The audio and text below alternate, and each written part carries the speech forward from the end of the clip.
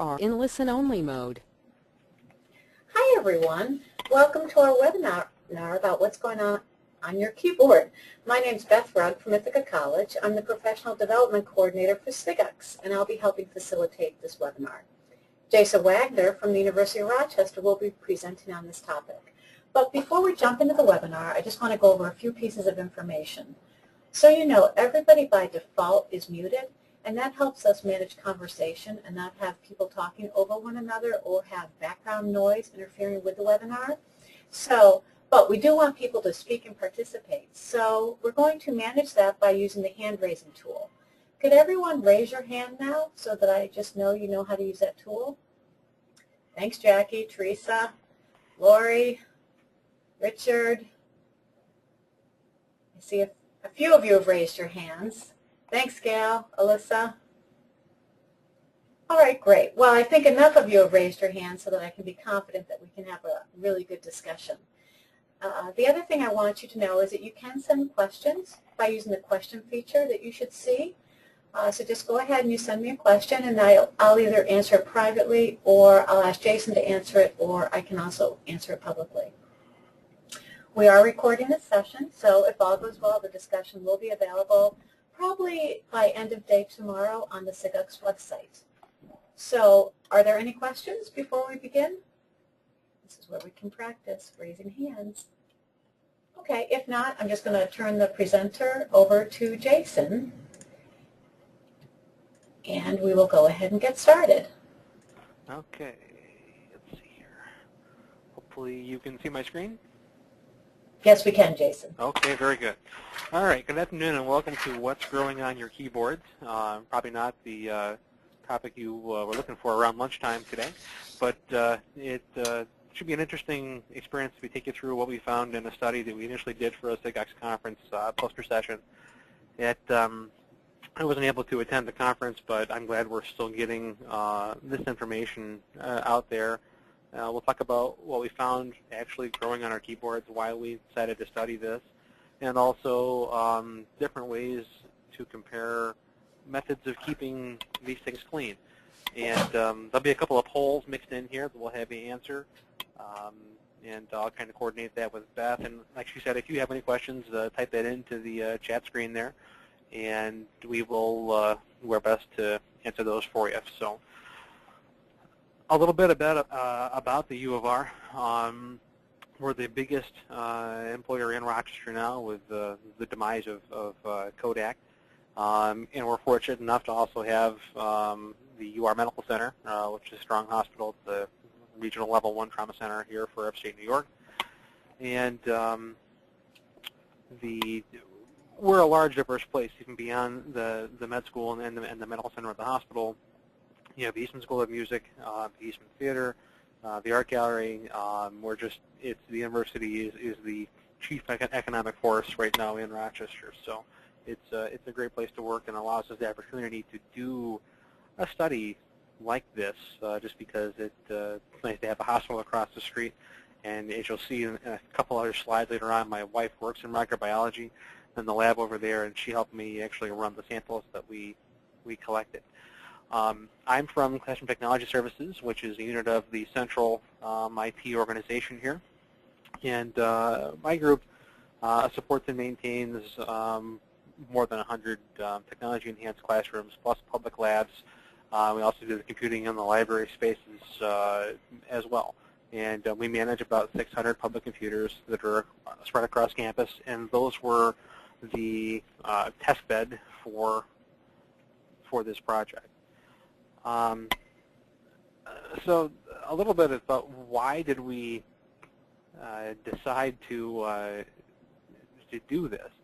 And I will say that we don't have any keyboards that look like the green one with anything actually growing on it like that.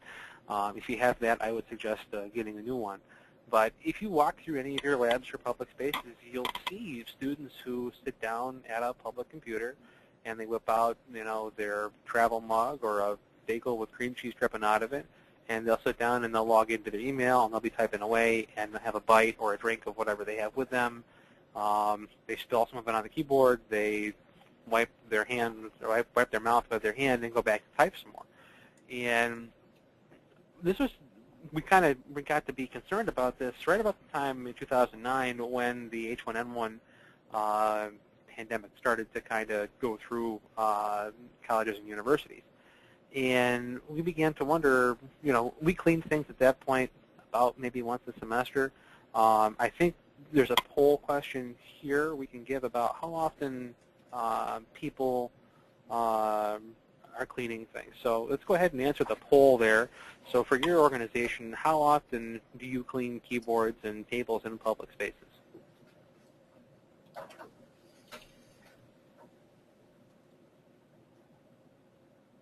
We've got about 50% of our participants have voted so far. Okay. And do I see those results, or do you present them when they're done? I will present them when they're done. Okay. We're at 71%.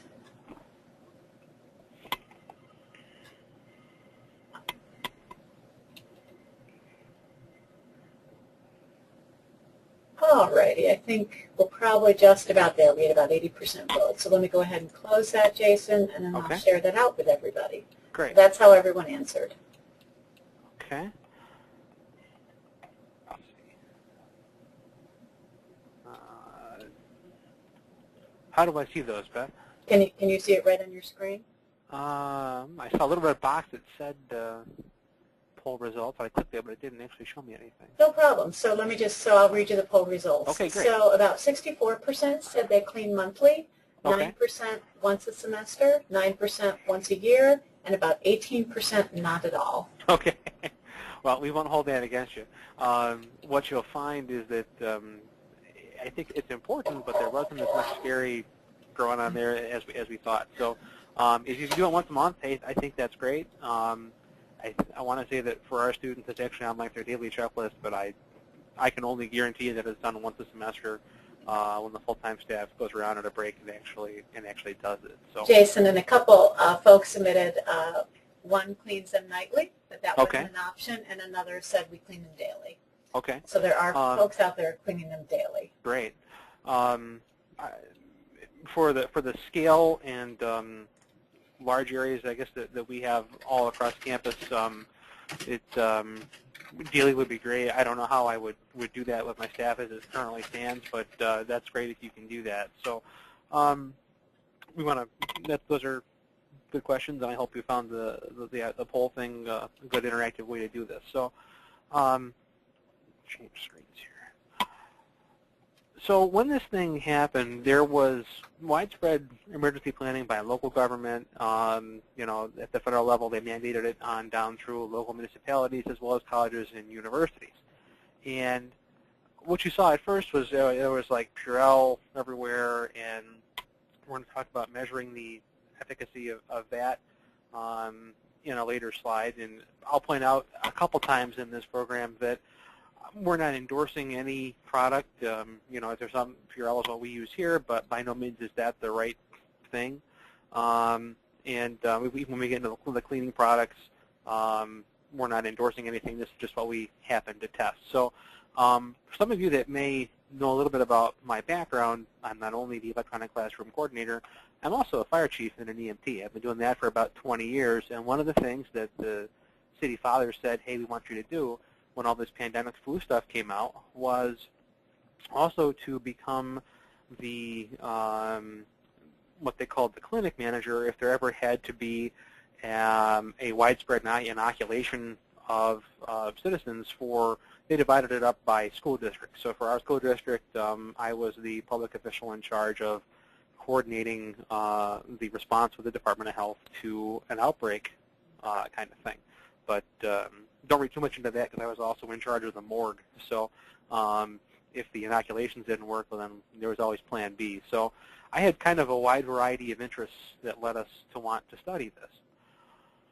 I like to think of myself as a scientist. Let's say I watch too much Mythbusters and like how they design experiments, and had the opportunity to actually coordinate this study with my wife and actually take the samples right over to microbiology in the hospital, and we'll tell you how we went about doing that. So here's my official science, here comes the science slide.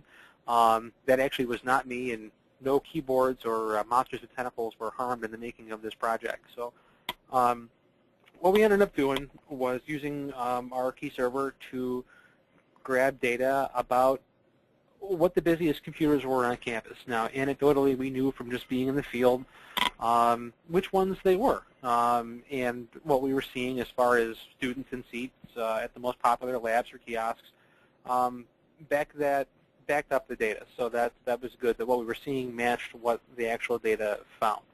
So then we would take a swab, which you see there in the long plastic tube, and you take the swab and we would go to these busy keyboards after a student had just gotten up from using it, and we would swab the keyboards, the mice, and the power buttons.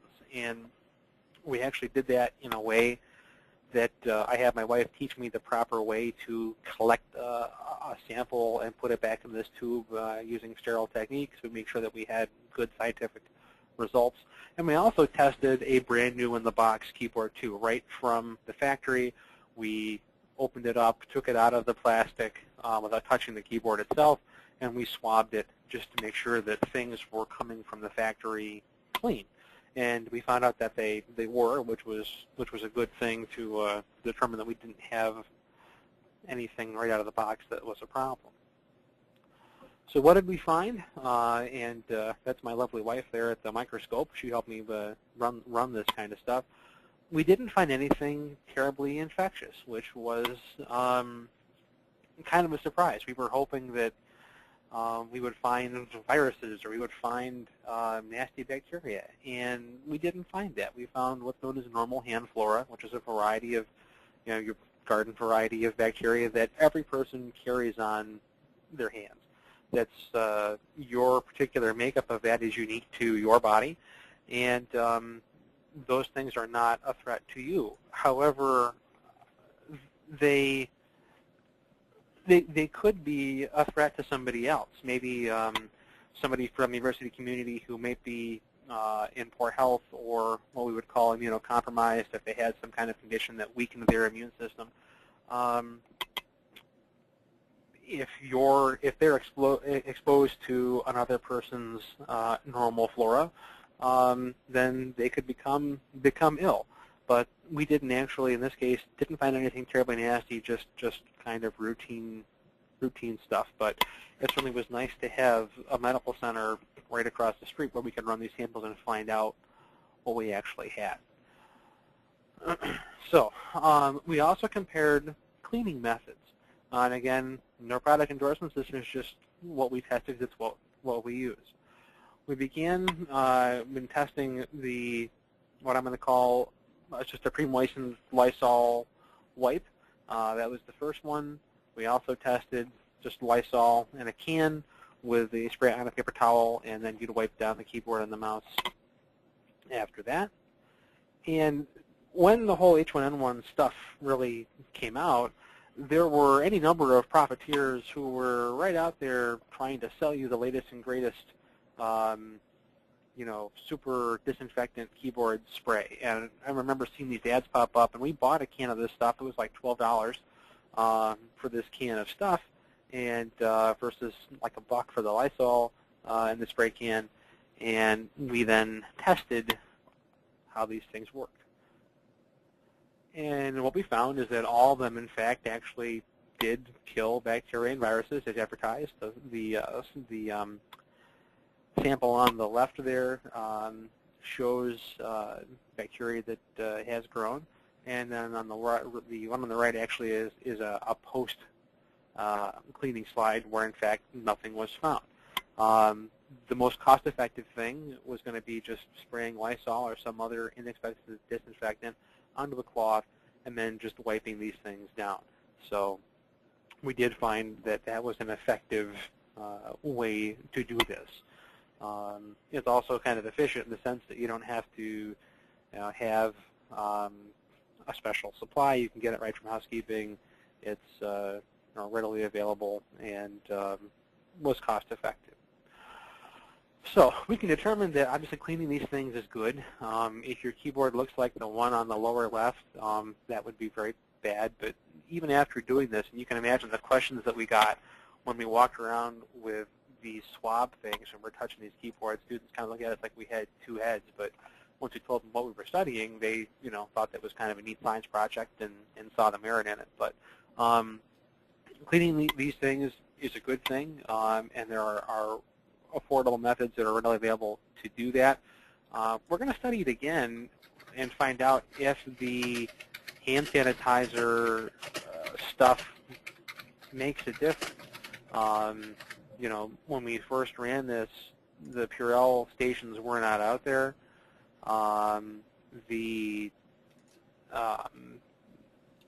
People weren't using that kind of thing before. So now that they do, we'll see if we're still finding common bacteria on there. And we're also encouraging students to use those stations. Now, I can tell you from what we see how often they're found empty that I think they're definitely being used, but it seems to be more of the case that after the students are done, as they're on their way out of the lab, then they're getting their squirt and heading on their way. But we definitely still see people who sit at a keyboard and eat messy things that sometimes I'll even go to them and say, I want to let you know that 1,000 hands have touched this today. Are you sure you want to eat your bagel and lick your fingers? So that's our study, and that's what we found. So if there are questions. Jason, we do have one question, Okay. and others can certainly jump in. But Gabrielle would like to know, did the Lysol spray have any long-term negative effects on the keyboard hardware? I can't speak for the manufacturer, but what we have found is that it hasn't hurt them at all. Actually, we're doing ours on a semester basis, so they would get grungy anyway. So we were literally cleaning off the layer of gunk and getting them back to a normal, clean state, I guess. But we used to run on a 3-year cycle for hardware. I think that's going to a 4, maybe even a 5-year cycle this year. So we've not seen, we've been doing this since 2009 in terms of trying to ramp up the cleaning. We've not seen any long-term change in the maintenance of the keyboards in the sense of like they've gotten damp or that we're taking the numbers or letters off. That hasn't been the case. So what I would say is that we haven't seen any damage to the keyboards from cleaning them more. Great, thank you. Jason, do you think we should ask that final quick poll that we did? Yeah.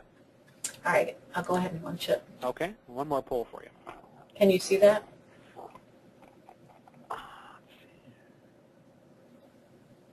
So for those of you who are still on, the poll is about how many of you actually changed your cleaning practices as a result of the swine flu scare. Either you did, you didn't, or you thought it was just a hoax.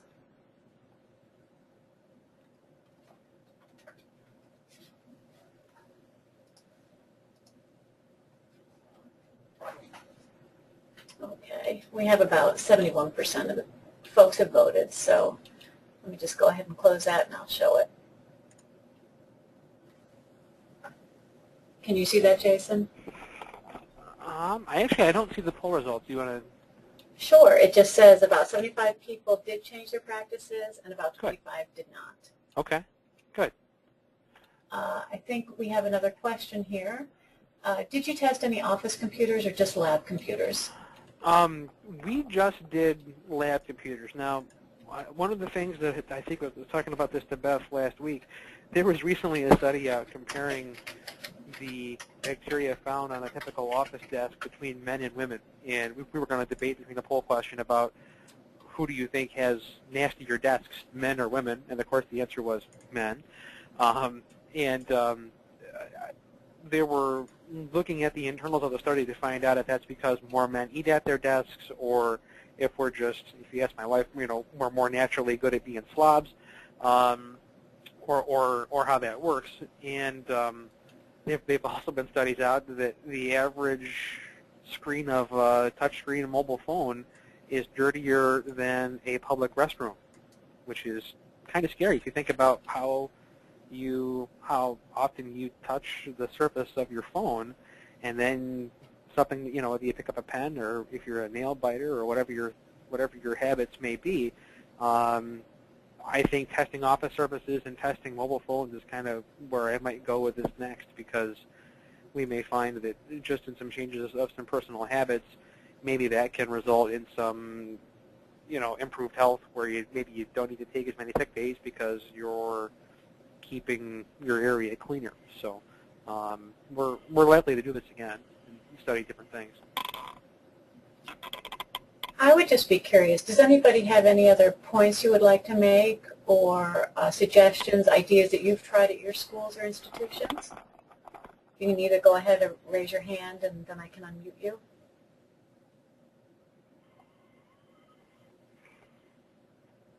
Or if you don't have a microphone, just send me a question via the question module. Maureen, I'll go ahead and unmute you. Hi, Maureen.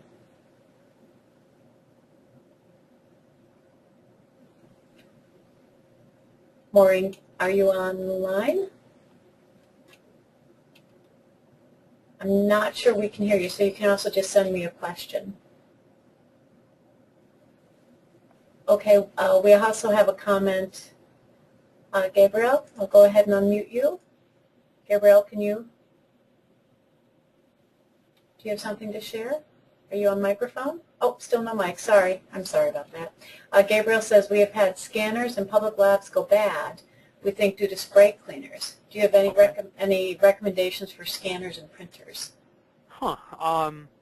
Well, I guess that it would depend upon what surface you were cleaning. Obviously, we wouldn't recommend cleaning anything that involved the scanning mechanism itself.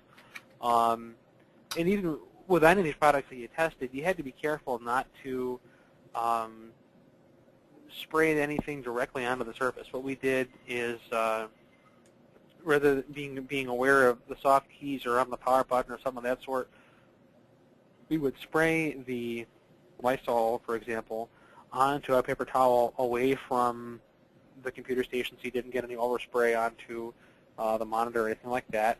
And then just with a light coating on the paper towel, and then just wiping down the surface, which accomplishes two things. Not only are you getting the disinfectant on there, the friction of the towel on the surface is going to remove and disrupt the bacteria. Now, in the paper, we did study just paper towel, just friction, no disinfectant, just seeing if friction alone was sufficient, and the answer was no.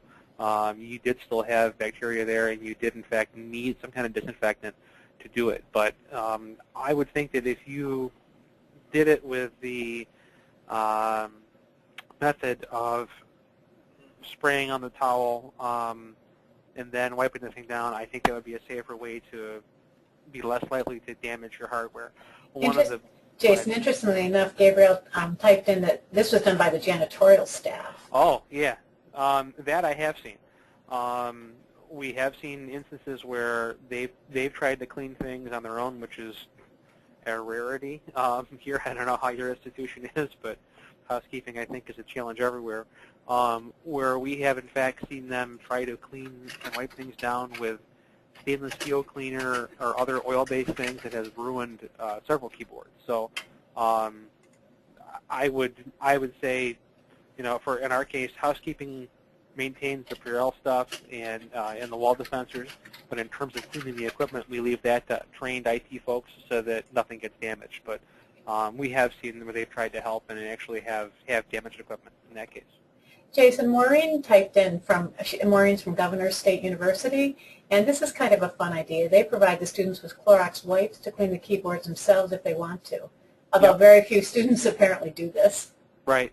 The thing we found about the wipes is that sometimes, especially toward the end of the can, they can be quite damp, and you end up with, especially if it's a Clorox type thing, you'll get drips and things out of the dispenser, which maybe if that's a bleach type of drip, that might damage your table or somebody's clothing or whatnot. But when we did test of the Lysol wipes in the can,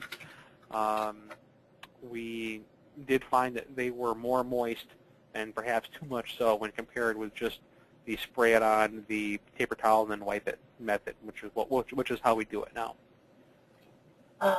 Gail, I'm going to see if Gail has a comment. Gail, are you on microphone? Gail, Gail, do you want to comment about your help desk? Okay, so Gail did send in a question, just said, at our help desk, they wipe down keyboards, phones, and doorknobs every morning, and this has greatly reduced sickness and absenteeism among the student staff, and they use Lysol wipes, and so far they have not ruined any equipment. That's good.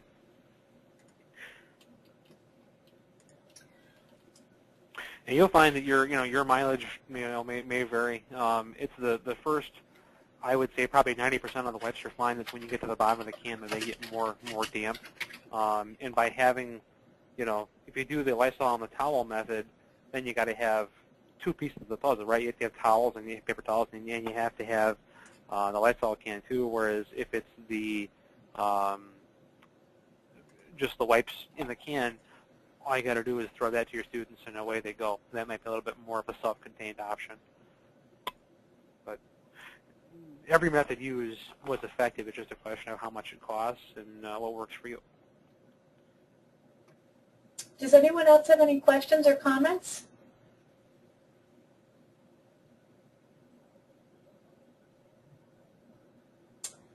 Jason, I'm not seeing anything, so Okay. I just want to thank you for sharing this information. For anyone who was able to attend this webinar, I will email you out Jason's paper in case you're curious to see specifically how it was written up. And of course, I do invite you to our SIGUCS conference in October. It's the 14th through the 19th, and registration is open. So just go to the SIGUCS website, SIGUCCS.org, and register for that conference. Thanks so much for your time, and again, I believe this recording will be available by the end of business day tomorrow. So thank you and have a great day. Thanks, Beth. This was fun. Thank you, Jason.